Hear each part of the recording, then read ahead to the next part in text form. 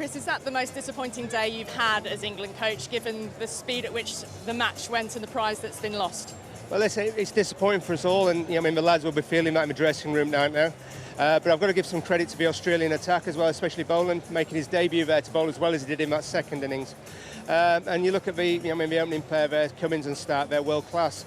But that said, we have to find a way of competing with these. We have to find a way of scoring runs and pushing back against them. So that's certainly something we'll be reflecting on in the dressing room and working on over the next few days. We want to take something away from this series, and we want to come back and compete in the last two test matches. Is it just a gulf in class and ability between the Australian bowlers and England's batters? I suppose Joe Root apart, and Milan has performed. Yeah, we do have some world-class players in there as well, Root, as you mentioned, and we do have some youngsters as well that are learning on the job constantly. What we have to do is trying to give them some confidence. We know they have ability and we do back them, and we have to give them the opportunity to come out and show what they can do in the last two tests. With selection, there's been changes of personnel across each of the three matches. Do you feel that you know who your best 11 cricketers are? Yeah, I think we do. I think after obviously the first two tests, we had to make a change. We had to try and do something positive.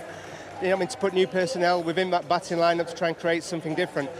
So that's exactly what we did. We know we've got good people to come in, so that's exactly why we followed the line we did. There are two matches to come, but of course people will question selection, where the inspiration comes from. Do you feel these players respond to you as head coach? Yeah, I think we do. We had a good honest chat obviously after the last one. It's just we have to couple those performances together, and as I've already said, we have to find a way of pushing back against this bowling attack. We have to find a way of scoring runs.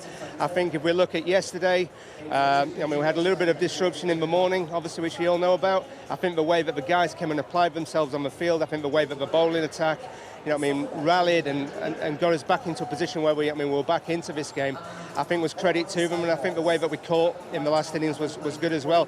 So I think there are positives coming out of this, and as I say, I've got to give our boys credit for the way that they pushed back yesterday, but we have to find a way of scoring runs against this attack.